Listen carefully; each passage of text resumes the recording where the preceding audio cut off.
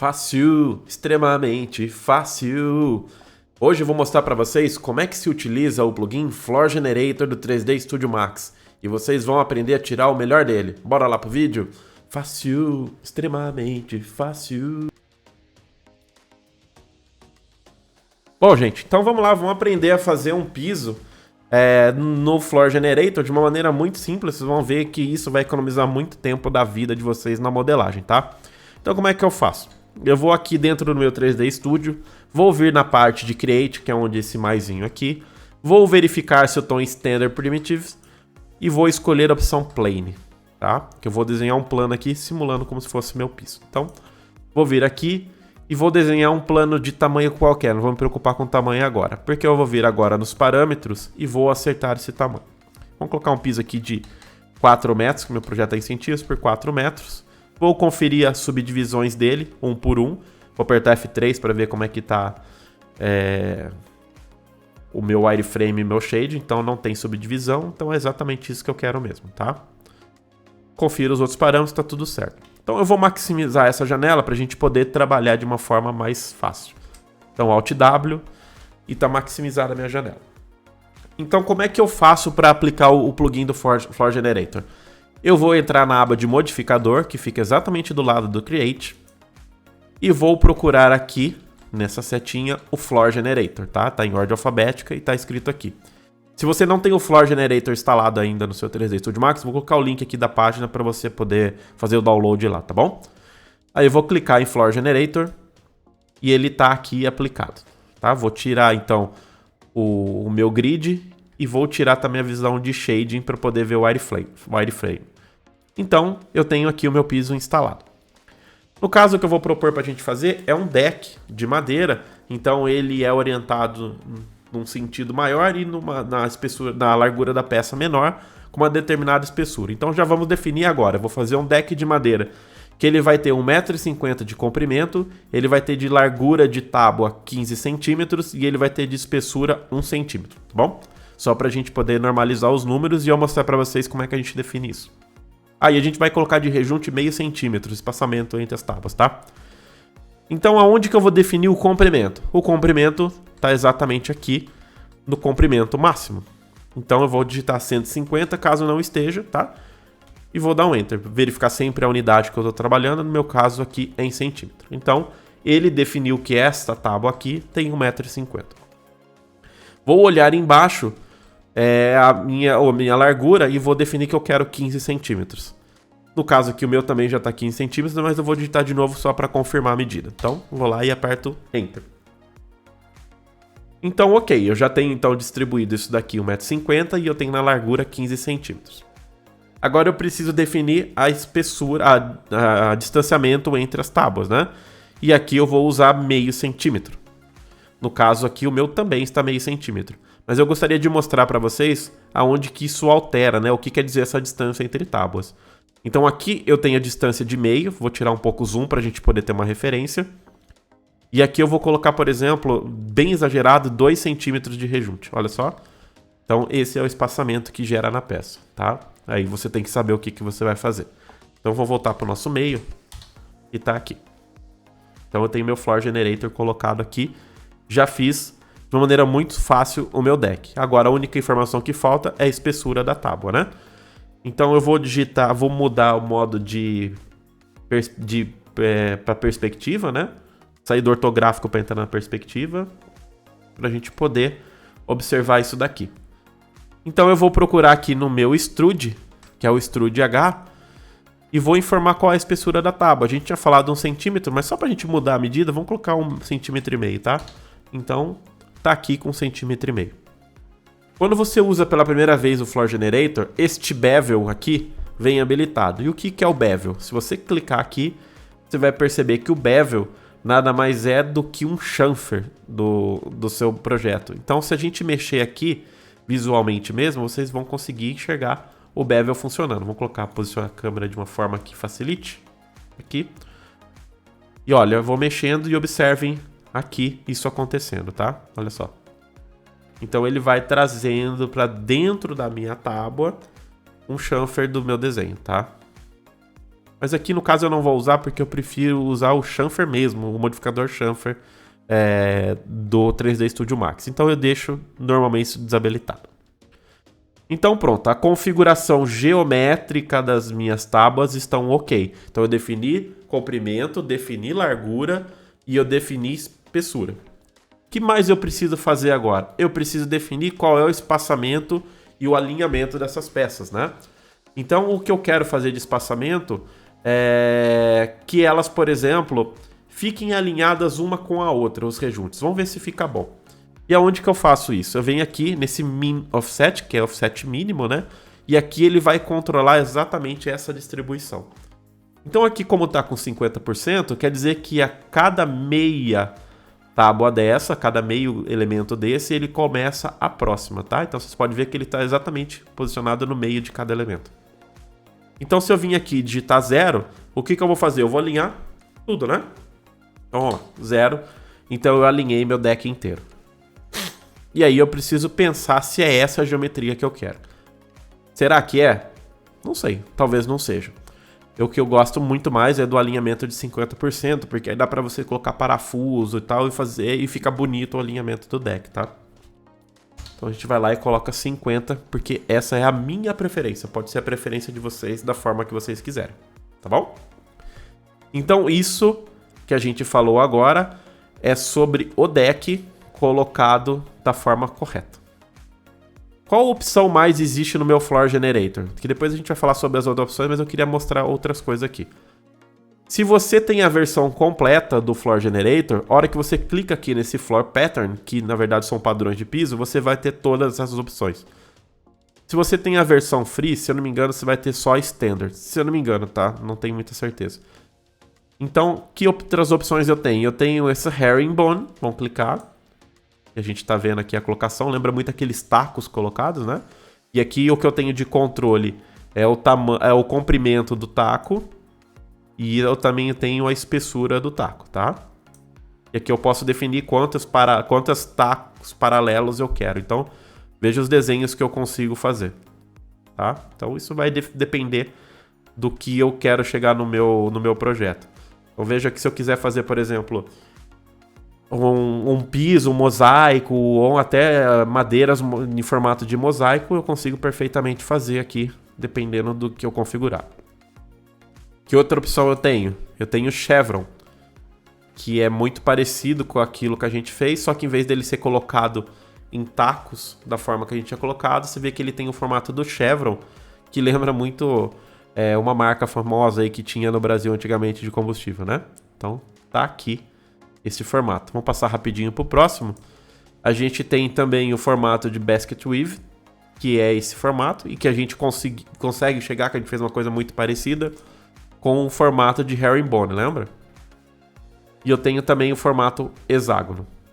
O único que eu não consigo fazer a partir da forma original é o hexágono, porque todos os outros dependem só de configuração de colocação de peça, como vocês viram, tá? Esse hexágono eu já usei numa cena, é bem legal. Vou botar a cena aqui como ilustração para vocês, de uma parede feita nesse tipo de geometria, né? E aí a gente coloca um tilt, ela saindo um pouquinho mais para cá, um pouquinho mais para lá, e ela faz uma parede 3D bem bonita. Então eu vou, provavelmente a hora que eu tô falando agora, já vai estar passando essa imagem de fundo aí para vocês, tá? Então vamos lá, vamos voltar para o nosso deck. Então eu tô com o meu deck colocado aqui. E essas opções a gente já viu, estão todas ok. As outras opções que eu tenho são variações por tábua. A não ser que seu projeto seja muito específico sobre o que você vai fazer, geralmente a gente acaba não mexendo muito nisso. A única opção que às vezes a gente mexe é nessa parte de Max Tilt, Minimum Tilt, que é o seguinte: se eu olhar aqui o piso de uma forma que eu consiga enxergar ele, eu acredito que no shading vai ficar até mais fácil. Eu consigo mexer nessa tábua empenando ou não, né? Dando um girinho ou não. Então, só para vocês entenderem, eu vou colocar de uma maneira bem exagerada aqui para vocês. Por exemplo, o Max Tilt com 10. E olha só, se vocês percebem o que acontece, né? A tábua tem um giro no eixo, um certo giro de máximo e mínimo, tá? Então, eu consigo definir aqui os mínimos, por exemplo. E aí, quanto menos eu colocar, menos ele vai girar. Até o intervalo é um pouquinho menor, tá? Então é assim que eu faço, por exemplo, piso empenado, um deck mais velho, até um piso desalinhado e etc. Eu consigo fazer por aqui. Inclusive é como eu fiz aquela parede que eu falei pra vocês 3D, do formato colmeia, foi mexendo aqui. Coloquei exageradamente um tilt, né, por exemplo 50, e aí eu vim aqui controlando exatamente a geometria que eu queria. Porque a hora que você coloca assim e você coloca a luz, fica muito bonito, porque projeta, faz sombra, fica bem legal. Se tiver um chamfer bem pensado, uma bordinha bem pensada, os highlights que gera disso ficam sensacionais. E aí entra naquilo que eu falei pra vocês, né? Que se a modelagem for bonita, for diferenciada e for muito boa, você tem um ganho muito grande na sua cena.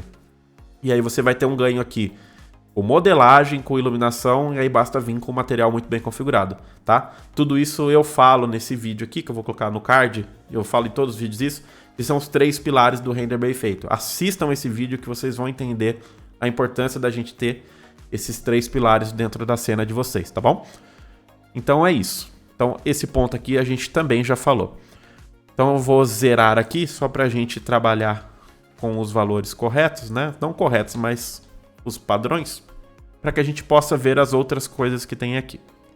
Se eu precisar paginar esse meu piso, eu vou fazer a paginação através desse offset X e Y, tá? Então se eu precisar mover 1 metro para lá, eu precisar mover esse daqui 30 centímetros no eixo Y e etc., é aqui que eu vou fazer, tá? Então aí eu tenho que seguir os eixos aqui do meu 3D Studio, tá? X e Y. Eu tô dizendo isso porque nem sempre vai estar orientado nesse ponto. Então é necessário que você olhe o pivô como é que tá, tá? Então eu vou zerar aqui. Isso aqui vocês vão fazer ajuste, gente, ó, de paginação, né? Então se quiser vir aqui, por exemplo, aqui, e você vai mexer no Y, então você vai fazer a paginação assim, por exemplo, caso eu quisesse começar por aqui, tá? Então é uma maneira bem tranquila de paginar isso. E as outras opções que eu tenho aqui embaixo são referente a mapeamento da minha textura, tá? Pode deixar as opções da forma que tá, que isso fica muito bom desse jeito mesmo, tá bom? Então viram que não há nenhum segredo em relação a gente fazer pisos aqui no Floor Generator, correto? E agora eu vou dar uma dica para vocês de uma modelagem muito tranquila de ser feito e que o pessoal às vezes faz com array. Nossa, gente, perde muito tempo fazendo uma modelagem que no Floor Generator vocês resolvem em segundos, que é o tal do painel ripado. Então como é que eu faria um painel ripado aqui, tá? Bom, primeiro vamos botar isso aqui num giro de painel ripado, né? Vou colocar de 90 aqui, vamos girar para nossa câmera, né? Como se fosse um painelzinho aqui, uma parede de painel. Então, como é que eu faço o meu painel? Eu vou entrar aqui nessa parte de comprimento e eu vou definir o tamanho da ripa. Então, se eu quiser fazer uma ripa que ela vai ser vista de longe, enfim, alguma coisa assim, eu posso fazer ela com o pé direito inteiro ou eu posso dividir ela em tamanhos. No caso aqui, eu vou colocar com o pé direito inteiro só para a gente poder fazer de uma maneira mais simples, mas aí depende de vocês, tá? Então, eu vou colocar 400 centímetros e ela vai ter todo o meu tamanho que tem aqui, tá? E aí, o que eu vou fazer? Ele tá aqui cortado no meio, gente, porque ele tá com offset 50, tá? Então, se eu zerar, vocês vejam que some aonde tá tendo a junção das chapas, tá? E aqui que vem a questão. Se eu quero fazer, por exemplo, um ripado de madeira, que ele vai ter 3 centímetros de largura e mais, sei lá... Não, vamos botar 5 centímetros de largura e 3 centímetros de espaçamento entre elas, como é que eu faço? Eu vou vir aqui nessa parte de largura dele, vou colocar 5 centímetros, e veja que agora ele já está com 5 centímetros colocado. E eu vou dar o espaçamento de rejunte, que é no caso desse grout length aqui, vou colocar 3. E aí meu painel de ripado está aqui pronto. Olha só. Se eu quiser diminuir, quiser fazer aquele padrãozinho ripadinho mais fino, então eu coloco 2. E o espaçamento dele eu coloco 2 também, por exemplo, né? Então, vocês vão ver que o ripado tá bem feitinho aqui, bem juntinho, bem bonitinho, tá? E aí, gente, gostaram do Floor Generator? Como eu falei, ele é muito simples, ele é muito fácil de ser trabalhado. E você viu que com poucos cliques a gente transforma um deck para um painel ripado e com muita facilidade eu controlo a distância entre as ripas, eu controlo a espessura dela, posicionamento e etc. Eu queria fazer alguns comentários em relação a ela, que é o seguinte, vocês sempre precisam observar. Depois que acabar toda a aplicação do painel, aliás, do Floor Generator, pensem em aplicar um chamfer, tá? Em colocar o modificador chamfer, que aí você vai colocar na bordinha dele, né, aquele acabamento fino, aquele arremate que existe dentro das peças. Eu não mostrei aqui porque é um comando relativamente simples, é um modificador que você vai lá no modificadores chamfer, e aí vocês configuram da forma que vocês queiram. Mas não deixem de pôr, porque o chamfer aí vai servir para espalhar highlight na sua cena, porque se vocês pedirem o wireframe de como ficou gerado este modelo, vocês vão perceber que ficou quina viva, e quina viva não espalha a luz, tá bom? Então essa é a primeira observação que eu queria fazer para vocês. A segunda observação é a seguinte: quando vocês estão fazendo o Floor Generator e vocês pedem ele gerado através de um plano, vocês têm que tomar cuidado porque o plano vira o Floor Generator. Então esse plano de trás deixa de existir. Então provavelmente vocês vão ter que colocar um novo plano atrás, representando parede ou uma chapa de madeira, enfim, alguma coisa do tipo, para que esse desenho fique representado de uma maneira correta, tá bom?